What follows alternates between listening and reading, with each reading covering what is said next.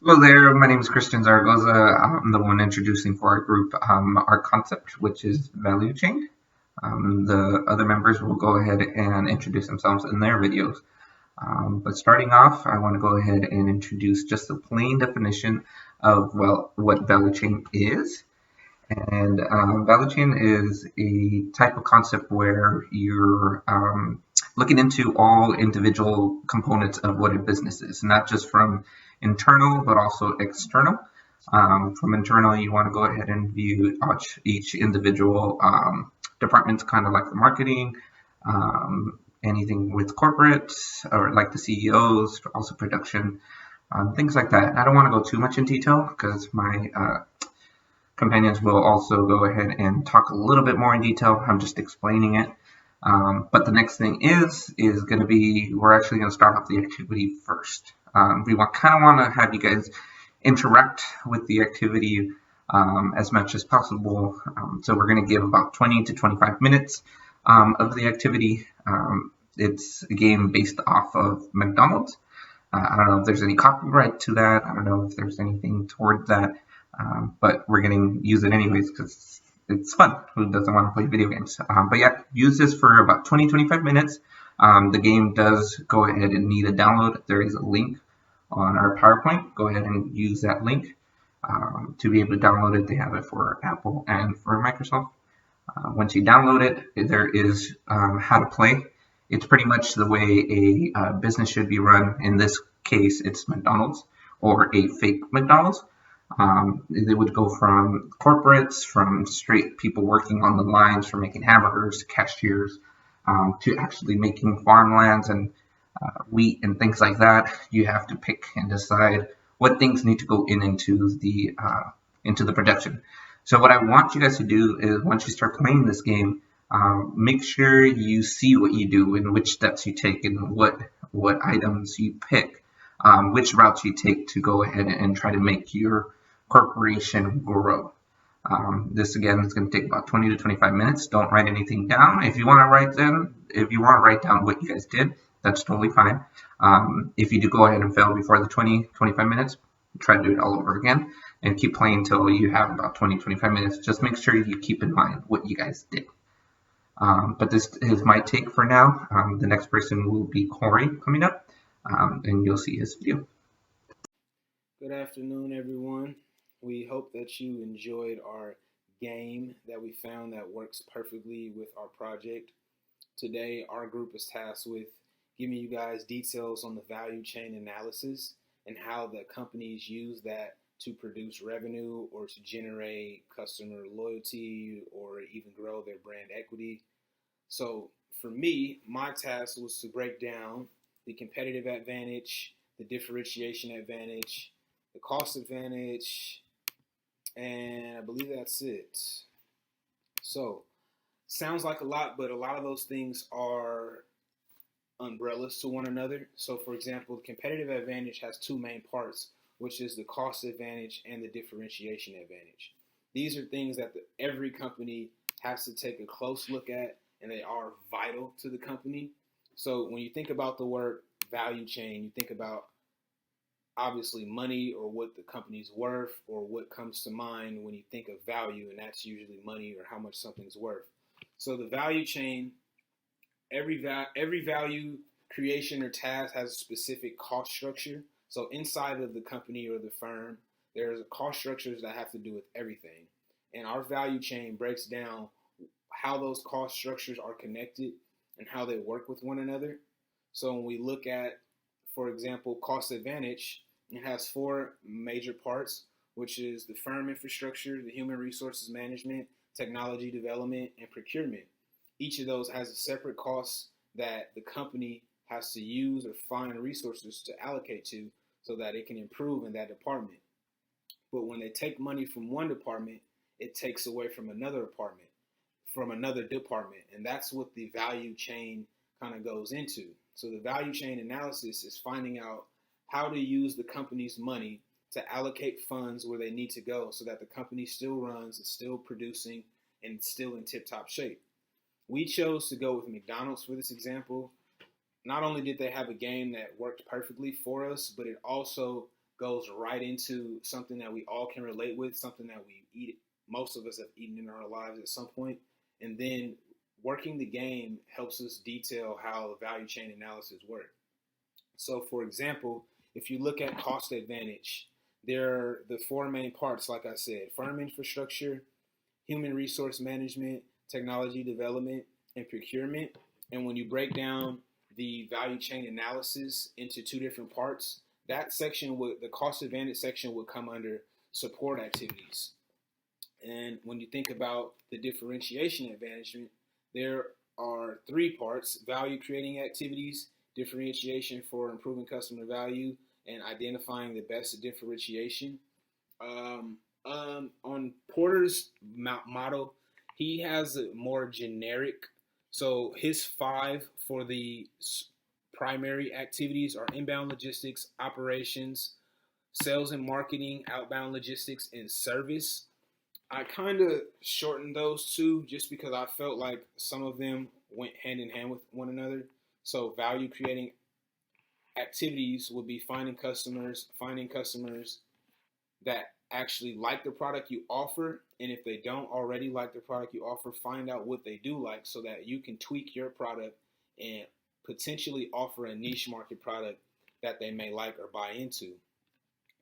Okay, just to wrap it back into the cost advantage, when you think about a business like McDonald's, they're pretty much a franchise, and that would fall under their operations. So the way they operate, they're a franchise. So anybody could technically own a McDonald's if they have the resources to buy one, and then you would be considered a franchisee.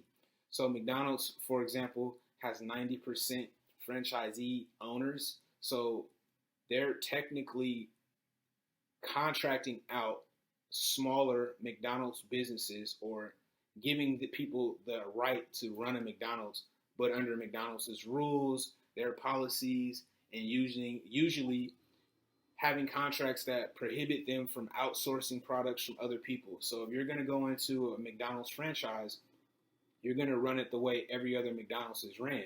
And that falls under outbound logistics and inbound logistics, which are two of the other steps when you're talking about cost advantage. So when we talk about outbound logistics, that's more so focusing on where are they getting the food from, how it's getting sent out. It's talking about the storefronts themselves, where the product is sold, where the finished product is sold, and how they distribute it amongst their other franchises. And when we talk about inbound logistics, we're talking about our food suppliers. So where are we getting our paper towels? Where are we getting our beef? Where are we getting our potatoes for our French fries? And how we bring that in and how we take that in affects the company in the long run. So yeah, it'd be great to have an organic McDonald's that was eating grass-fed beef, but for the billions of burgers that they're making over the world, I don't think that would be feasible. And when we talk about our sales and marketing, so McDonald's does a great job at staying relevant in sales, and they do a great job at staying relevant when it comes to marketing. So they have a lot of competition. When you think about Burger King, you think about Wendy's, you think about Fatburger, Five Guys. One of the ways McDonald's keeps a competitive advantage over their customers is advertising. They spend more money on advertising than their competition does. Although McDonald's is the lead in the fast food retail business, they still spend more money on advertising than their competition. So, for example, Burger King doesn't have as big of a commercial presence as McDonald's. What Burger King does for their competitive advantages, they strategically try to put Burger Kings in the same locations as McDonald's so that they could potentially steal McDonald's customers, but also customers that decide that they don't want McDonald's, they go to Burger King. McDonald's has done a great job at sourcing their food, so they have their own plants.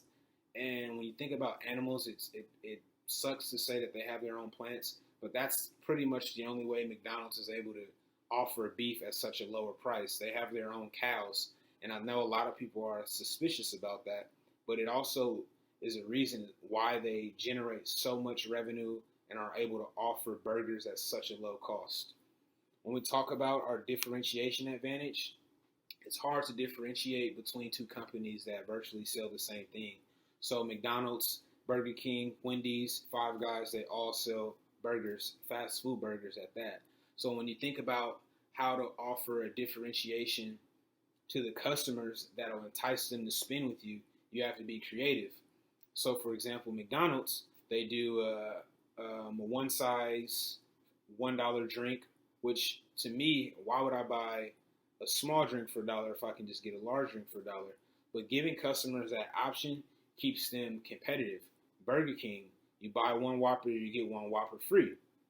These are things that the customers are enticed by and things that make them choose one over the other. So we talk about Wendy's and we think about what Wendy's does. Wendy's claims that their beef quality is better than Burger King and McDonald's, but they also offer better salad options. They offer frosty freezes or like icy cups for $1, which is a lot cheaper than McDonald's. And I think these things keep them different, but in the same industry. So the fact that they have these options to the customer gives them choices as well. They're not just selling one product like their competition and expecting the customers to make the best decisions for themselves. Hello guys, my name is Cameron and I'm going to talk about the difference between primary activities and support activities. And then I'm going to be describing how to use Porter's value chain. So for primary activities, this is when you turn an input into an output. These include things like sales, marketing, services, operations or manufacturing, trading, investments, and analytics. Support activities pretty much just back up the primary activities. This includes things like technology, company infrastructure, procurement, and human resources. Now for actually using the value chain, there's one of two ways you can do that. You can use cost advantage or differentiation advantage. For cost advantage, this is when you produce goods and services at a lower cost. And then differentiation advantage is when you make your product different enough to where customers will be willing to pay a little bit more for it. Hi guys, I'm Chloe and our presentation is on value chain analysis and using Porter's value chain. And that's what I'm going to talk to you about. Talk to you about the cost advantage steps and the differentiation advantage, which is 5 steps for cost advantage and 3 for differentiation. And these two different approaches basically in the end all help boost your competitive advantage, which is what we all want in the end. And so the first step for cost advantage is identifying the firm's primary and support activities. So knowing the company's operations and their activities that go along with that, both first hand and second hand. Who is supporting the first step and who is supporting the second? How is the work done? And which creates customer value and helps boost the customer's view on your company. And it should be separated in different groups. I know that in class when we talk about strategy, we separate and start ranking them. So that's kind of what this is comparing to. The second step is to establish importance of each activity in the cost.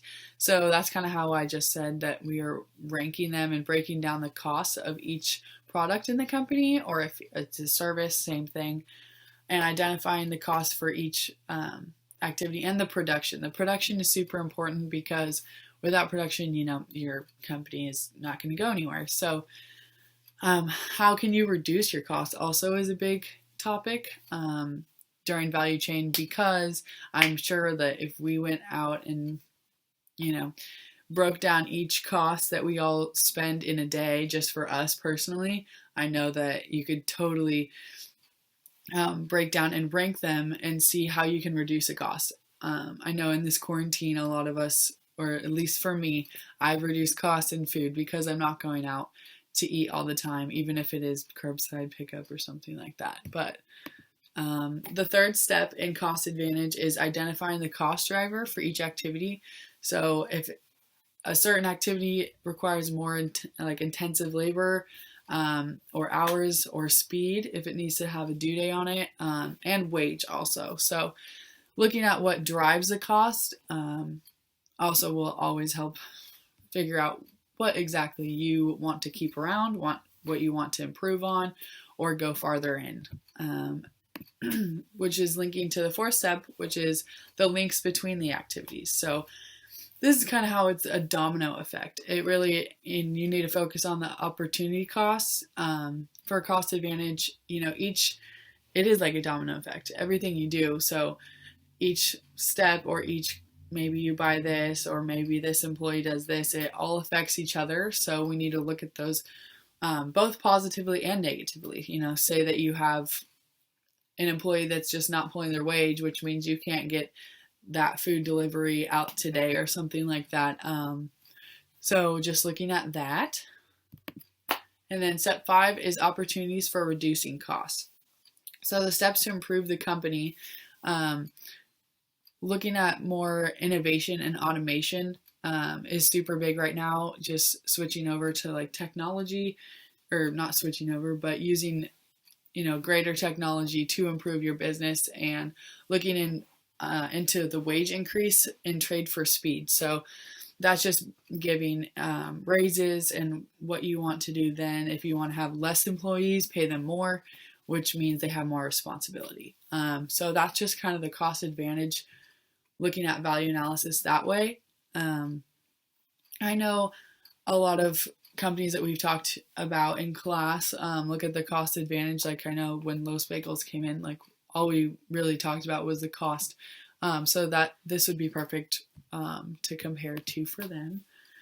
And then the differentiation advantage, the first step is the customer's value in creating activities. So what creates customer loyalty, and how do you measure that also?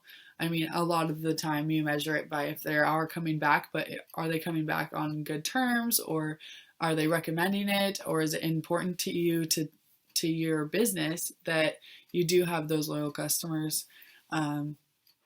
So that is, I think, one of the most important steps, because everybody wants customer loyalty. I know that right now, for all the local businesses here, I'm a part of one, so we definitely are banking on our customer loyalty right now during this hard time. And it is it has been really good, and you have seen a lot of people coming in and supporting local, but also this is the time to even create customer loyalty for new customers that may come in or support you curbside or whatever that may be.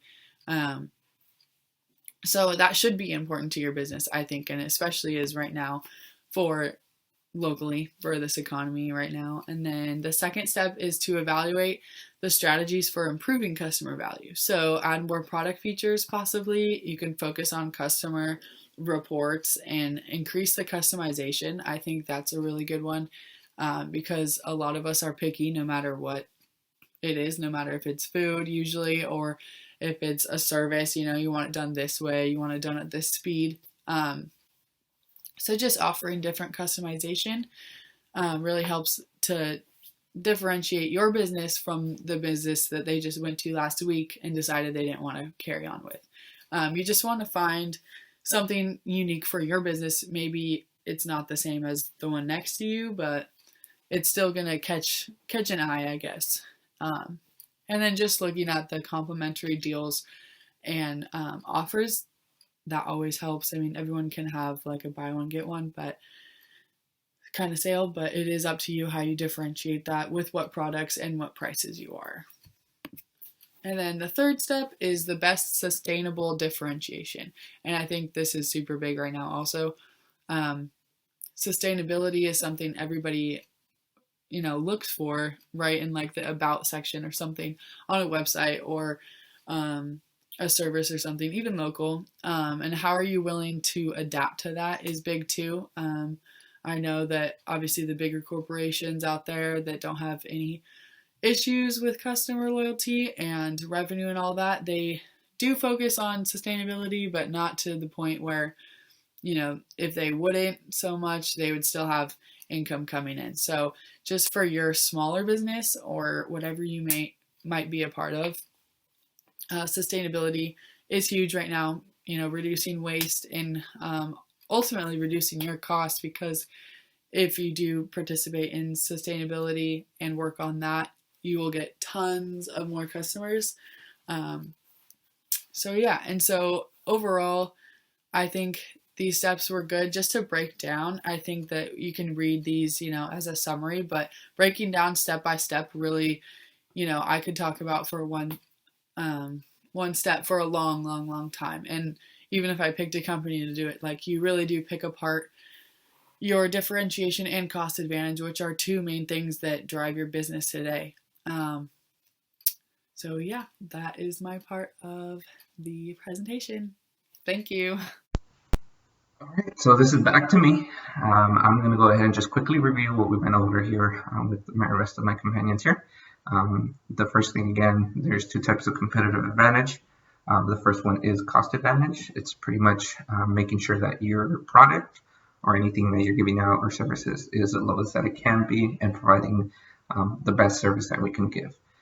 The next thing is the differentiated advantage, which is a firm that offers and separates itself from the competition, so something different than the rest of the competition, and you can make your own items and things like that that can make your company different.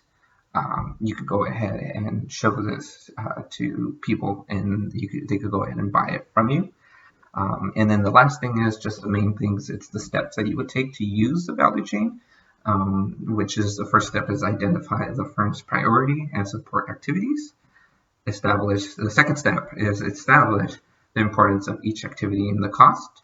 The third step is identify the cost driver for each activity. The fourth step is links between activities. The fifth step is opportunities for reducing cost. And that's for the cost advantage. That's for the cost advantage part. So this is the differentiated advantage. This would be the step one for this side. Customers value creative activities. Step two would be evaluate the strategies for improving customer value. Step three is best sustainable differentiation. And this would be the conclusion of our PowerPoint. I hope you guys enjoyed the game, and we do have a activity at the end of this. It's going to be the sheet that we'll be giving everybody through email. We set it up how to do the steps, and we kind of want you guys to go ahead and use the steps here on the game that we gave you at the beginning of what we did for this project.